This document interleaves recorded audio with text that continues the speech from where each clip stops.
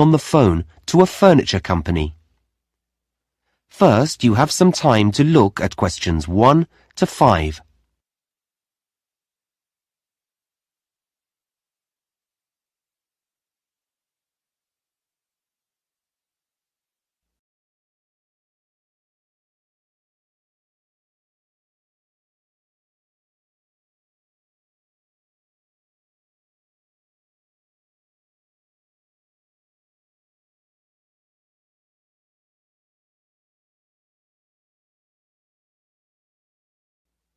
Now we shall begin.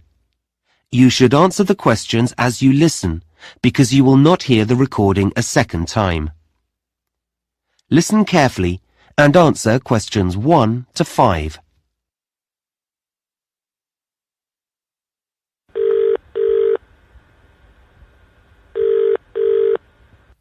Good afternoon, KT Furniture. Can I help you? Oh, hello. Yes, I'm setting up a new office and I don't have internet access yet, but I'd like to place an order for some furniture. That's fine. You can do it over the phone and I can fill in the form for you this end. Oh, great. Thanks. I just need to take a few customer details first, if that's okay. Yes, fine. What name is it? My name? Yes. Oh, it's Sue Brown. Sue Brown. Thanks. And what's the name of your company, Miss Brown? It's a clothing company. It's called Dress Your Best. Okay, I'll just note that down. Dress for best. No, Your Best.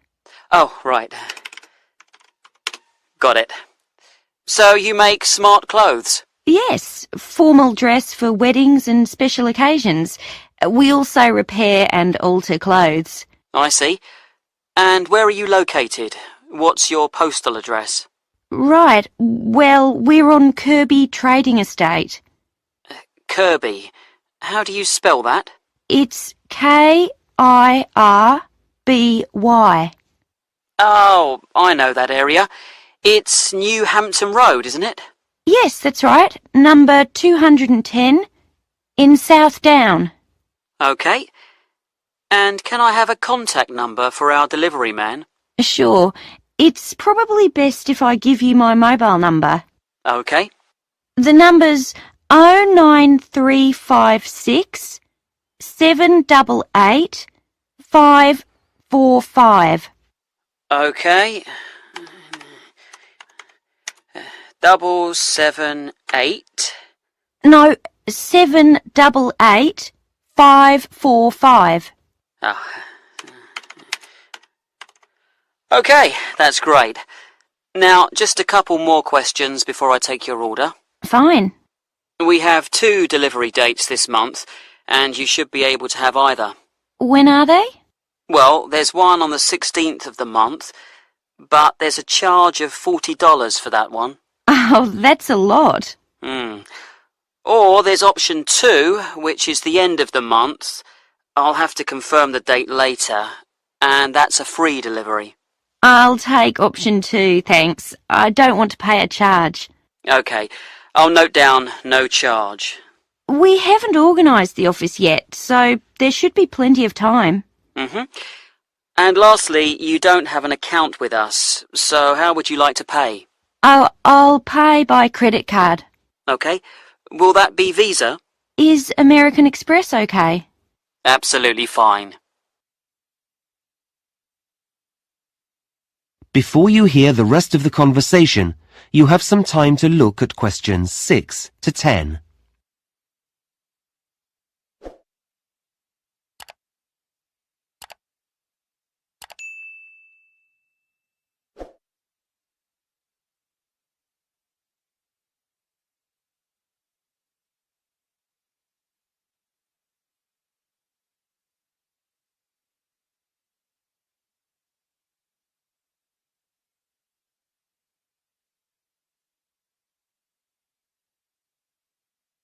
Now listen and answer questions 6 to 10.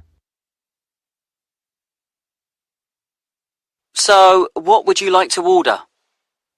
Well, I've been looking in your catalogue and you have some office chairs that look very comfortable for our type of work. Is there an item code? Yes, it's ASP 23. OK, those chairs come in pink, white and black.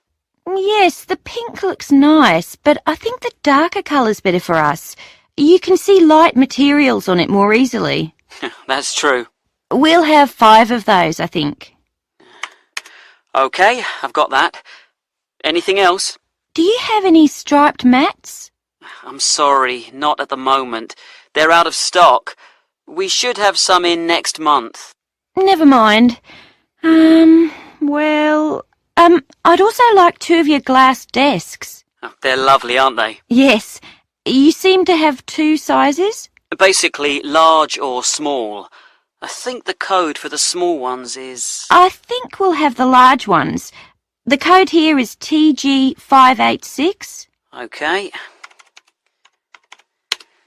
So, that's 2 glass desks.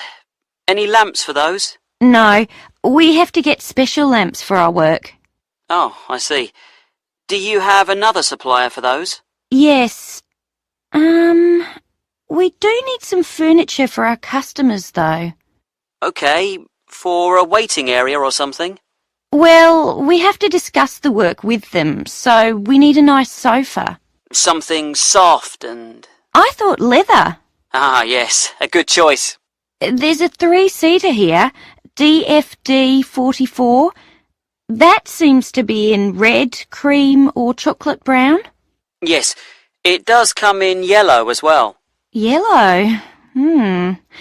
I'd thought of red, but that sounds lively. Yes, I'll have that colour. I think brown's a bit too dull and cream shows the dirt too much. Yeah, you're right. Anything else? A coffee table, perhaps? Yes, I think so. Maybe TX22, the silver one?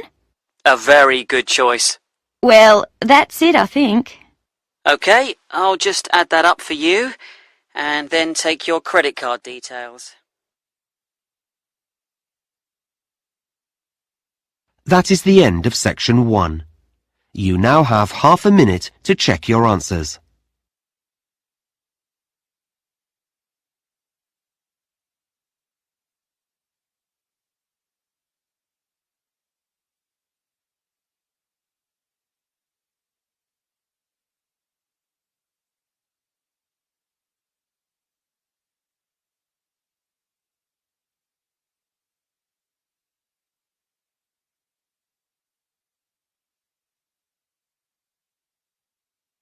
Now turn to section 2. Section 2. You will hear someone talking on the radio about a running event. First, you have some time to look at questions 11 to 17.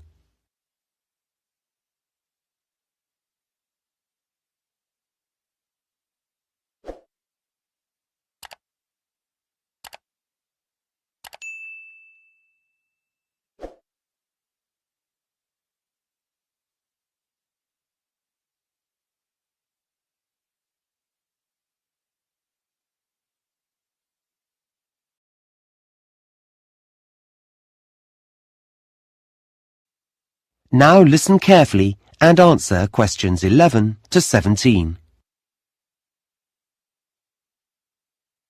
Now, we're grateful to Fred McKinnon for coming into the studio today to give everyone a few tips about the city marathon that's taking place next Saturday.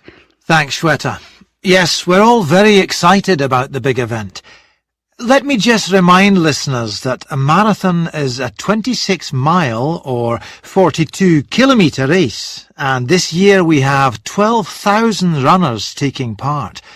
So, if you're thinking of going out to support the runners, and I know that many of you are, here are some tips to help make your day more enjoyable. First of all, be certain to plan your day. Don't leave everything to the last minute. Many roads are going to be closed. We don't have exact times for these closures yet, But my big advice to you is don't rely on your car to get you anywhere.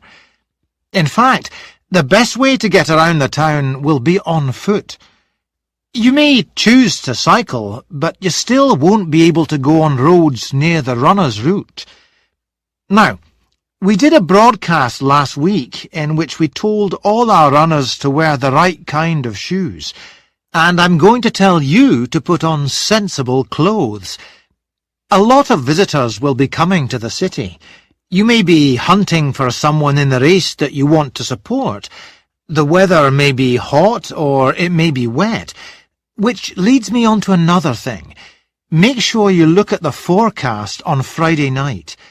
If it's going to rain, take an umbrella. And if it's going to be hot, take some drinks. However, please don't try to pass these to the runners. We already have hundreds of volunteers who'll be standing on the roadside, so let them give out the drinks.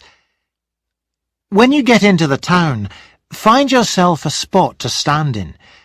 You may well want to walk up and down the route, but please don't cross the road. There could be thousands of people running towards you, some very tired and not able to focus clearly. We don't want any accidents, and runners don't want obstacles like you in their path.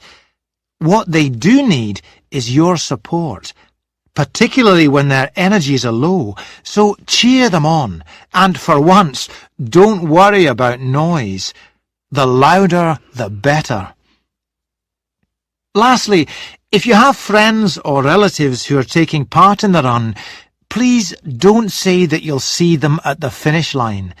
If everyone does that, the whole area will be terribly congested, and you won't be able to find anyone. Well, that's most of the advice, but I'd like... Before you hear the rest of the talk, you have some time to look at questions 18 to 20.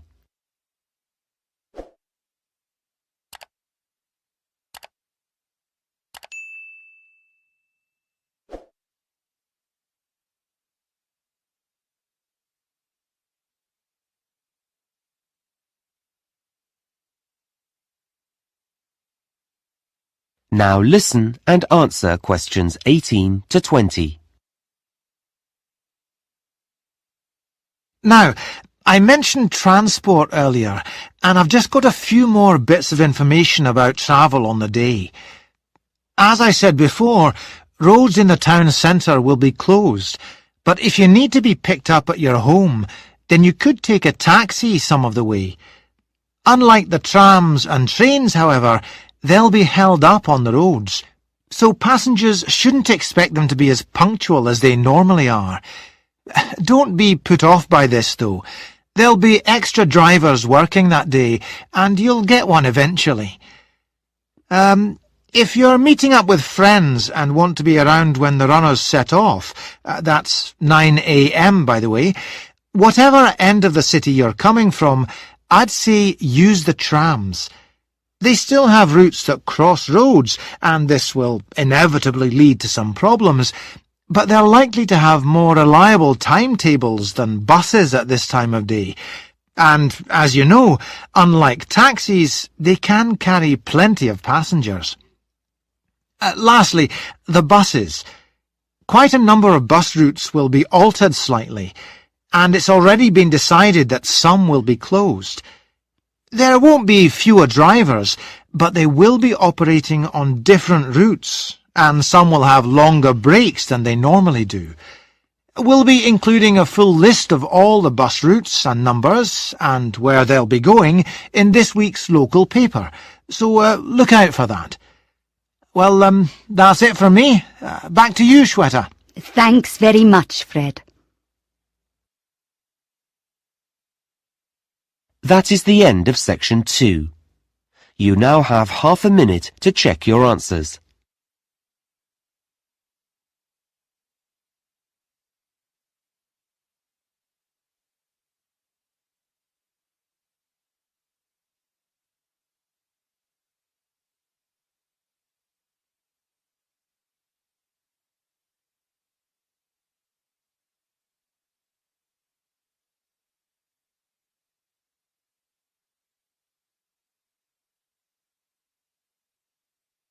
Now turn to Section 3. Section 3. You will hear a tutor and a student discussing a seminar. First, you have some time to look at questions 21 to 26.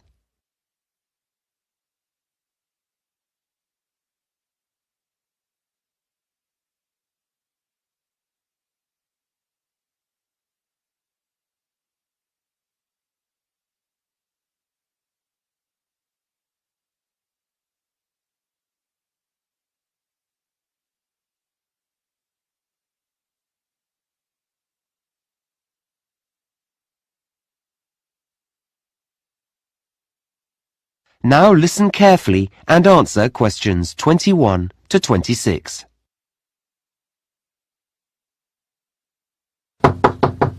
Come in. Hi. Oh, hello, Ahmed. How are you? Fine, thanks. Have a seat. So, how do you think the seminar went last week? Oh, well, I enjoyed it, yes, though I'm not sure I really followed parts of the discussion that took place. You know, about the theory and all that. Well, we can talk about that later, but were you comfortable in a group? Oh, it's better, I think, than working on your own, though you're comparing yourself all the time with the other students there. Okay. Well, let's talk about how you did and look at some strategies to help you in the future. That would be great. Now, one of the things that students often overlook when they go to seminars is that you do need to prepare for them. You can't rely on other people. I know, and I did look at the results of the experiments we did in class and write them up beforehand, as you said. Yes, and that was good. It made it easier to analyze them. But you have to do some background reading as well. Did you get the list of articles I sent round? I've started to read them. Okay, well, you'll know that for next time. Yes, sure. So, let's move on to your participation in the seminar. Right. Perhaps you can tell me how you think that went. Yeah, well, I'm not used to talking to more than a couple of people. It's very different from the way we learn in my home country. Yes, I appreciate that. So I think well, I know I should have included everyone, but I think I kept turning to the person next to me. Is that because you were avoiding eye contact? I don't think so. I'm not shy. It's just habit, I think. Well, that will improve as we do more seminars. Uh-huh. Another difficulty is knowing when to speak. Like when it's your turn. Yes. Yeah. I felt I did wait for a pause. Yes, you handled that quite well. The thing I'm really concerned about is keeping up with the discussion. Does your mind wander off? Sometimes. I jot down a lot of information, but I still find myself thinking about something else when lots of other students are talking. If there's an assignment to do at the end of a group, that usually helps. I'm sure it does. Okay. Now, the last thing I want to look at is the role that you play in the seminar. What do you mean? Well, when students work in groups, they don't all behave the same way. Some students are quiet, some look for support, some ask a lot of questions. Oh, that's a new idea to me. I don't know what I'm like. That's probably because you're thinking about your own performance all the time. I guess so. I mean, should I be different in some way? What I would say is that when we do the next seminar, you should look more at the people around you. You know, look outside yourself. Like ask myself how they feel? Yes, or what they're looking for from the group. Okay. It doesn't take much, but it's important to watch what other students are doing. Okay, I'll do that. Fine. Now, I'm going to suggest... Before you hear the rest of the conversation, you have some time to look at questions 27 to 30.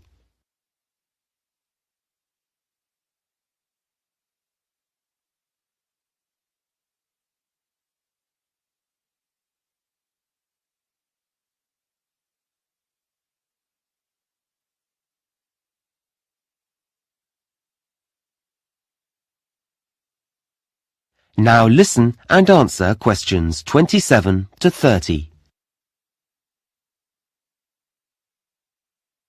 Now, I'm going to suggest a couple of strategies for next week's seminar. Okay. That's great. I need to participate more. Well, it's not a question of saying more, but we need everyone to feel comfortable about giving their views. Then the discussion is better. Yes. So, you're a confident person. Should I make sure I'm near someone who's quiet? You can do, but it's more about how well you pay attention to other students. Okay. So I need to be attentive. Yes, and then encourage someone else to say more by saying, "What did you mean when you said," or "What do you think about the idea that..."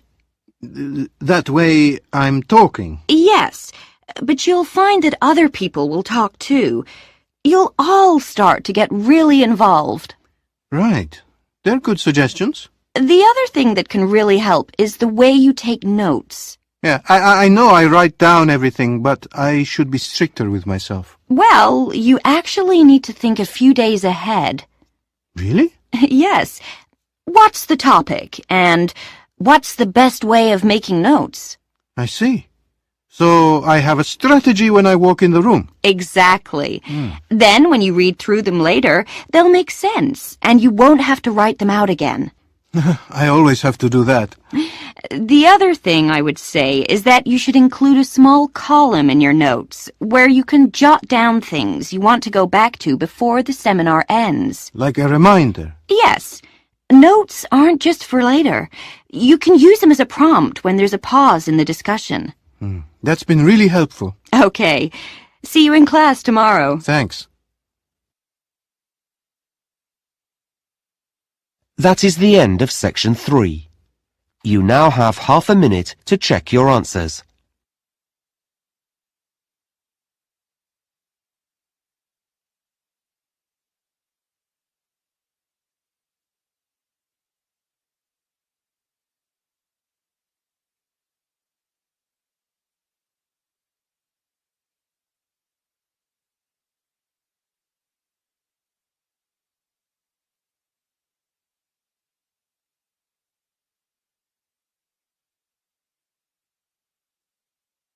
Now turn to section 4. Section 4. You will hear a lecture on desert plants. First, you have some time to look at questions 31 to 40.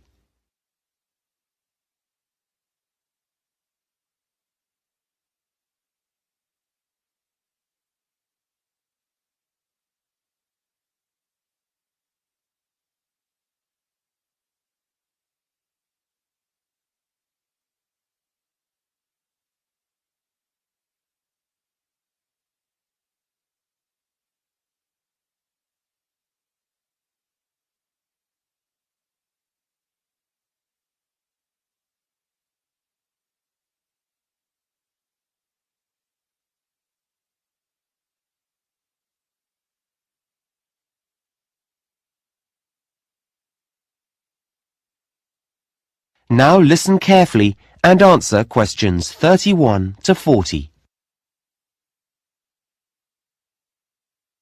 In today's lecture, I'm going to continue our work on plants and talk about plants that live in the desert. Now, just a bit of background information first. As you know, about a third of the world is covered in desert, and the sort of area they're found in is important. Deserts are usually created because the area of land where they lie is located in something that's called a rain shadow. Now, this is a region that's beneath a mountain range, and what happens is that the wind blows over the mountains towards the area, but as it does so, the air loses its moisture and becomes very dry. Because of this downwind location, rainfall often totals just a few inches a year, or in some regions, there's absolutely none. And you can imagine the effect of this. It means that whatever rain does fall evaporates quickly from the ground, and that makes the soil salty, and also leaves behind a whole range of other minerals as well. Now, despite this, deserts are home to many living things. In fact, they're second only to tropical rainforests in the variety of plant and animal species that live there. So, how do plants grow in a place that's so dry? Well, they're specially adapted to do this. In fact, many of the fascinating features of desert plants are adaptations. These are traits that help the plant survive in its harsh environment. And desert plants have two main adaptations. The first is that they have an ability to collect water and to store it. Some have large root systems and amazing internal water storage systems. The second adaptation is that they have features that can actually reduce water loss, and these are often very special leaf designs or additions to the plant structure. So let's have a look at some examples. Desert plants often look very different from any other plants. Okay, this first one is the saguaro cactus, which grows in North America. It looks a bit like an open hand with long fingers. This plant has a large network of roots that extend far, far away from its trunk, and these roots collect water after rain. Then the water's taken here to the green stem. This is where all its water is kept, and it keeps the whole plant alive until the next rain comes. It's a pretty, woody plant. In fact, its skeleton is actually used in building materials, so it's quite strong. This next plant is called the barrel cactus, named because it does look rather like a barrel.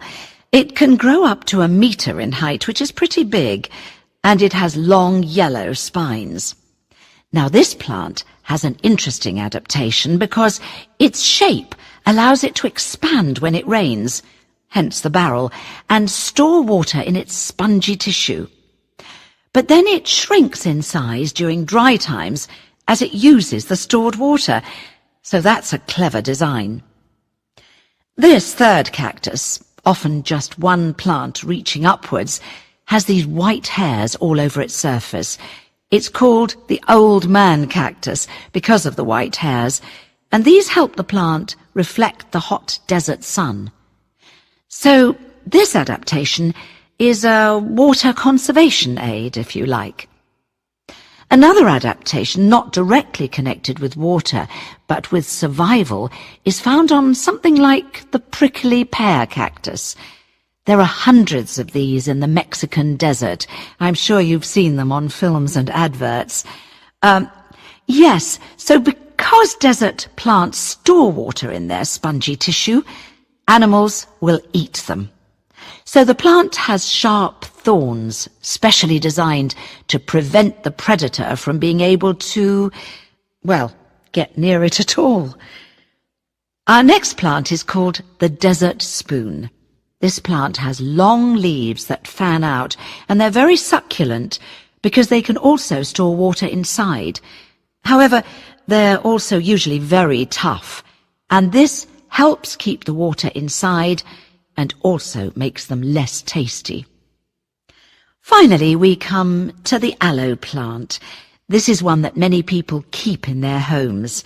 It's an attractive plant which has leaves that look and feel rather waxy. This surface behaves in a similar way to a plastic wrapper and helps the plant to hold the water in. It's a wonder plant, this one. Its juice has been used as a medicine for centuries, and even today you can find it in products on the pharmacist's shelves or in creams and lotions. Okay, well, we're going to take a closer look. That is the end of section 4. You now have half a minute to check your answers.